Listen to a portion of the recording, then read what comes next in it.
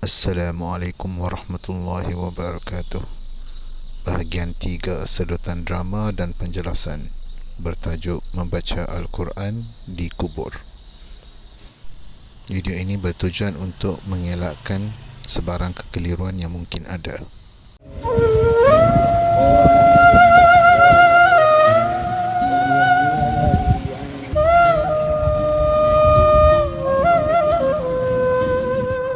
Hai, fok ning ni.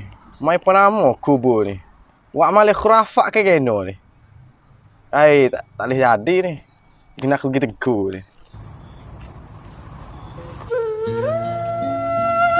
Assalamualaikum. Waalaikumsalam warahmatullahi. Hei, fokmu ni dua orang ni. Fokmu tak tahu ke? Ngaji Quran. Tabarruk. Tahlil. Bagian ni kok Nabi tak ada buat Kadang-kadang Nabi tak ada buat. Kita tak boleh buat Sakit jiwa sungguh weh. Rano aku majar mau elektrik ni Gimana-mana job awak habis macam. Fokmu dua orang ni. Fokmu tak tahu ke kena. Baca Quran di kubur ni supaya sembah kubur. Kadang-kadang mu nak baca Quran ni mengaca rumah boleh.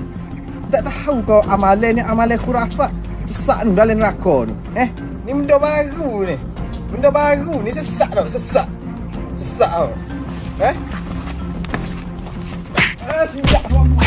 Siap aku dua orang. Buat apa aku? Aku main nak banyak benda molek Benda hodok Halo be. Maaf be. Aku tak tahu dari mana buat balas ni Oh, si kau diku ni. Diku. Be, maaf be. Mana nama hikak ni balas ni. Tarik habis ni. Yang nak tanya diku kau kena. Tane, tane. Aku nak tane mu duit ni. Bedak mu kat aku apa alin aku ni. Kita tengok siapa alin aku pasal ni. Be, minta maaf be. Aku tak saya buat dah ni. Sungguh ni be. Be, kau sih dah.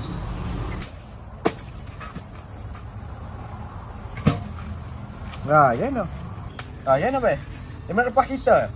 Terima kasih be.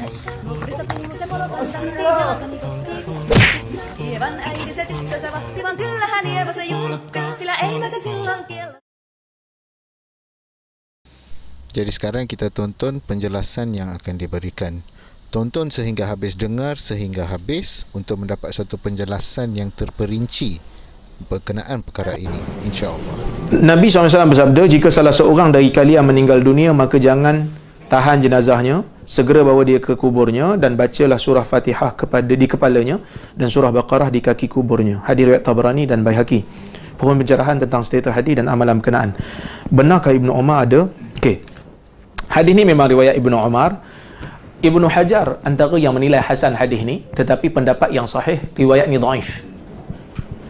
Kerana ada perawi yang dhaif dalam dia, maka riwayat ni dhaif. Tetapi sebahagian daripada apa yang disebutkan oleh hadis ni tepat, iaitu jangan tahan jenazah, segerakan untuk ke bumi dia. Adapun membaca Al-Quran di kubur, yang ni adalah isu yang khilaf qadim, khilaf yang terlalu panjang. Sebahagian ulama membenarkan, sebahagian ulama melarangnya. Benda ni adalah benda khilaf di kalangan para ilmuwan Islam. Okey?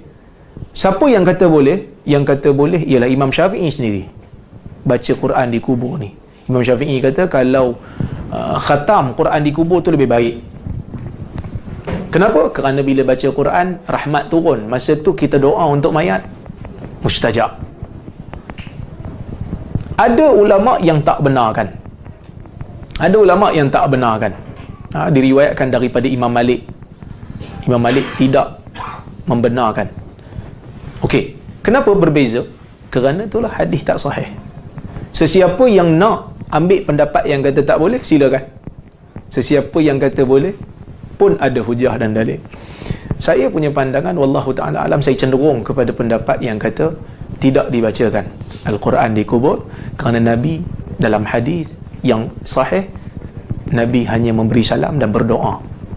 Is'alu li akhikum at-tathbit fa innahu al-an yus'al.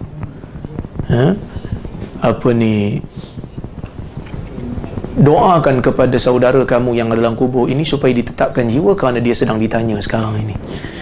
Tapi kalau ada orang nak baca Quran di kubur, maka kita tahulah dia ikut mazhab yang berbeza daripada kita lah.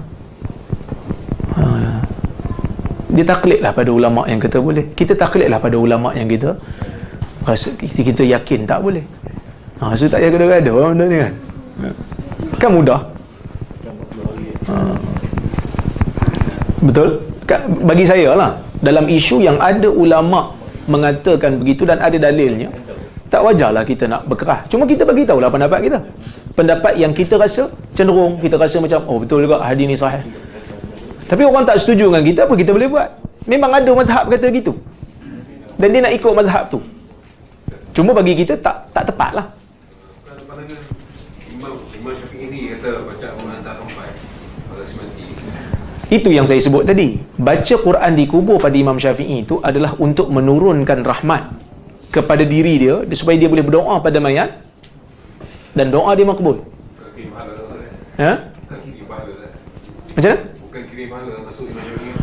Imam Syafi'i tak sebut dalam pandangan dia tu untuk kirim pahala. Tetapi ulama-ulama mazhab Syafi'i yang kemudian mereka setuju untuk kata sedekah bacaan Quran pada si mati ni sampai. Walaupun masyhur daripada Imam Syafi'i kita tak sampai. Demikian yang disebut oleh Ibnu Katsir. Boleh kita pahala kat orang tak?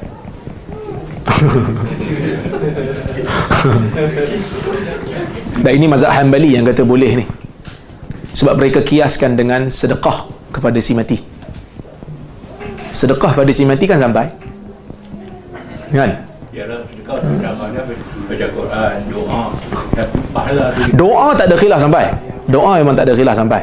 Kita doakan, sebab tu Nabi suruh doakan kepada saudara kita. Saudara kita yang ada dalam kubur tu. Memang itu tak ada khilaf sampai. Tapi kita buat amal, kita baca Quran, kita kata apa kamu bagi pahala kita bagi kat bapak kita yang mati. Yang tu yang Imam Ahmad mazhab Hanbali kita sampai tu. Tapi sebahagian ulama tak setuju sebab dia kata Islam ni nak benda-benda yang gaib ni dia mesti berpegang dengan dalil yang jelas. Dia kata kalau tak ada dalil yang jelas maka tak boleh lah. Yang khilaf ni sebab apa? Sebab satu pihak guna kias, satu pihak kata tak boleh guna kias dalam masalah ni. Saya nak gambarkan apa? Saya nak gambarkan isu ni kita tak wajar lah untuk kita berkerah. Cuma bagi tahu pendapat yang kita rasa sesuai dengan penilaian kita, ustaz kita hurai, kita setuju yang tu, kita pegang yang tu. Tapi kalau orang lain kata tak setuju, tak apa dia ikut Imam Ahmad. Tapi kita kata Imam Ahmad mubtadi' dalam masalah ni. Tapi kita kata Imam Ahmad mazhab Hanbali dalam masalah ni ahli bid'ah. Bagi kita bid'ah lah, tapi kita tak wajar ingkar kerana benda ni ada ilmuwan yang sebut. Kita semua beritahu pendapat yang sahih pada saya yang ni lah, pendapat yang rajih, yang kuat bagi saya. Kecuali lah kalau dia buat mazhab baru yang tak ada ulama lain duk sebut, kita masa tu kita boleh bagi tahu lah. Alhamdulillah selesai satu penjelasan. Maka dari sini kita buat satu penilaian secara tersendiri, yang mana yang betul dan yang mana yang kita buat itu salah. Semoga kita dapat beramal dengan sunnah dan beramal dengan betul. Amalkan yang betul.